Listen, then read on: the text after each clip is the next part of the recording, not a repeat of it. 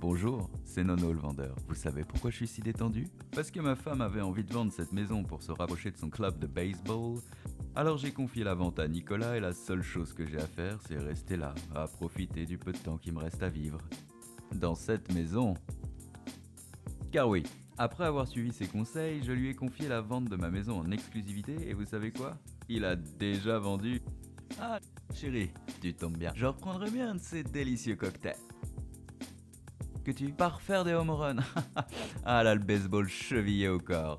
Pardon? Ah, j'ai mal compris, pardon. Que tu pars avec un autre homme. Hein? Bonjour à tous et bienvenue sur cette chaîne dédiée en exclusivité à l'immobilier. J'espère que vos projets se portent bien et que ça ira mieux pour nous le vendeur. Aujourd'hui, c'est la dernière étape de notre série sur la vente d'un bien. On va voir ensemble le déroulement des visites, la signature d'une offre d'achat, d'un compromis de vente et de l'acte définitif. Alors si vous êtes prêts, sans plus tarder, on passe tout ça à l'Imoscope.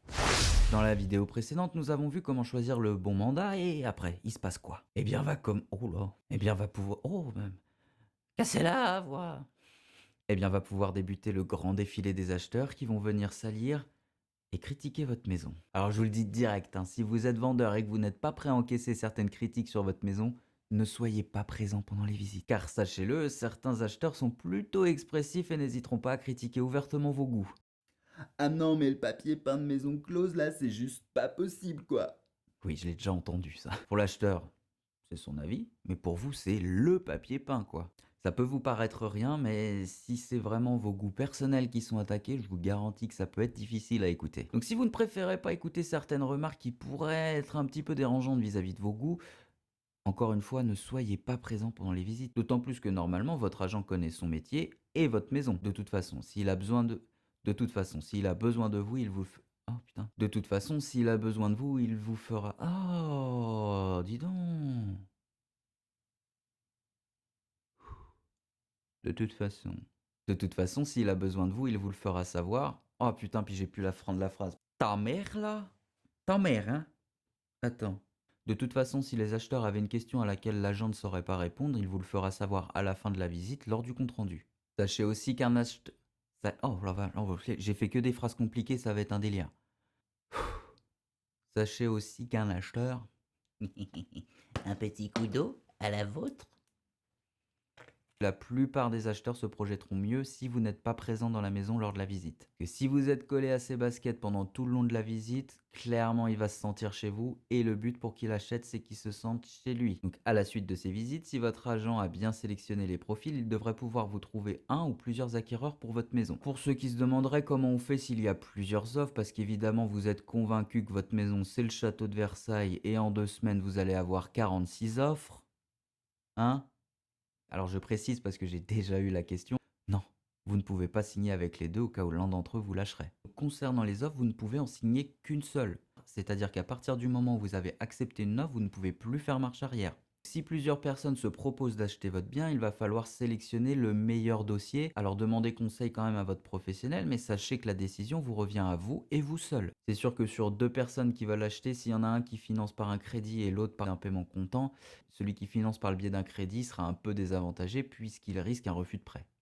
Alors dans cette vidéo, je ne parlerai pas de négociation volontairement parce que ce que je vais vous dire aujourd'hui ne sera peut-être plus valable plus tard. D'abord parce que la négociation est un rapport de force entre l'acheteur et le vendeur et c'est le marché qui décide de ce rapport de force. Un vendeur, logiquement, on veut toujours plus et un acheteur toujours moins. Et la négociation, c'est trouver l'équilibre entre les deux. À l'heure où je tourne cette vidéo, la force est plutôt du côté vendeur, puisqu'il y a plus de demandes que d'offres. Un acheteur qui voudrait négocier aujourd'hui prend le risque de voir la maison lui passer sous le nez. Si la tendance s'inverse et qu'il y a beaucoup de biens disponibles sur le marché, mais très peu de demandes, si un acheteur négocie, un vendeur n'aura d'autre choix que d'accepter, au risque de ne pas trouver d'autres acheteurs. D'ailleurs, avis aux acquéreurs, la prochaine série de vidéos sera dédiée à l'acquisition d'un bien, où je vous donnerai plein de conseils et d'astuces pour acheter en toute sécurité. Une fois que vous avez trouvé votre acheteur et que vous vous êtes mis d'accord sur le prix, vous allez devoir signer une promesse synalagmatique de vente.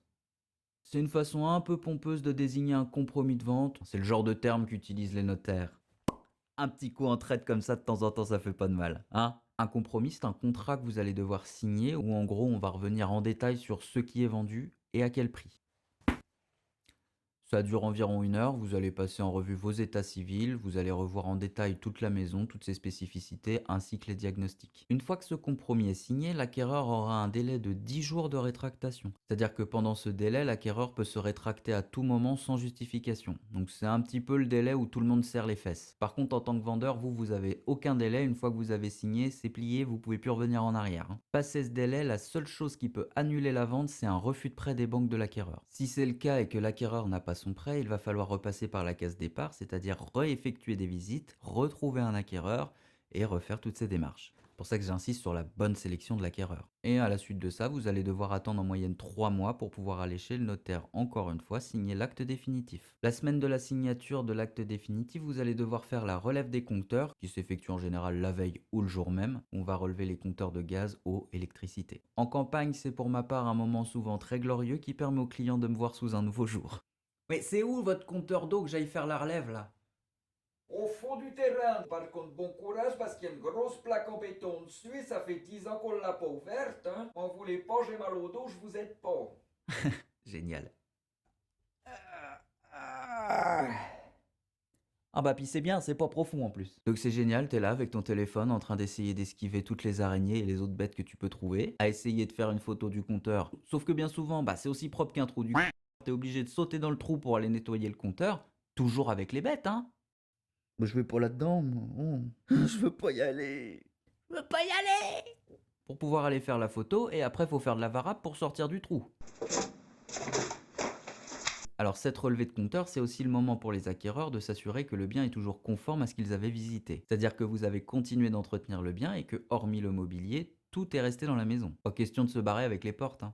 Sauf si bien entendu cela a été spécifié dans le compromis. Si par exemple vous avez des portes très rares et qu'il est hors de question pour vous de vous en séparer, l'acquéreur doit en être informé et ça doit être spécifié dans le compromis. Vient ensuite le jour J, la signature définitive. Ça prend un peu plus d'1 heure et c'est ni plus ni moins qu'une relecture du compromis de vente que vous avez déjà signé avec une signature finale, la remise des clés et l'acquéreur qui fait chauffer la CB. Car rappelons-le, il doit payer la maison, mais aussi les frais de notaire qui vont s'ajouter à cela et qui correspondent à 8% du prix de vente. Et après vient l'heure de l'apéro. Alors vous l'aurez compris avec toutes ces vidéos qu'un projet de vente, ça se réfléchit bien en avance. Parce qu'entre les démarches avant de mettre en vente, le délai pour trouver un acquéreur de 3 mois en moyenne, plus un délai de 3 mois pour signer chez le notaire, vous voyez qu'entre le moment où vous avez pris votre décision et le moment de la remise des clés, il se passe en moyenne déjà 6 mois. Donc si vous devez quitter votre logement au mois de juin, votre maison devrait déjà être en vente au mois de janvier. Et ça c'est dans le cas où tout se déroule plutôt bien. D'ailleurs si vous souhaitez qu'on travaille ensemble et que je vous accompagne le long de toutes ces belles étapes, vous avez tous les liens en description pour me contacter.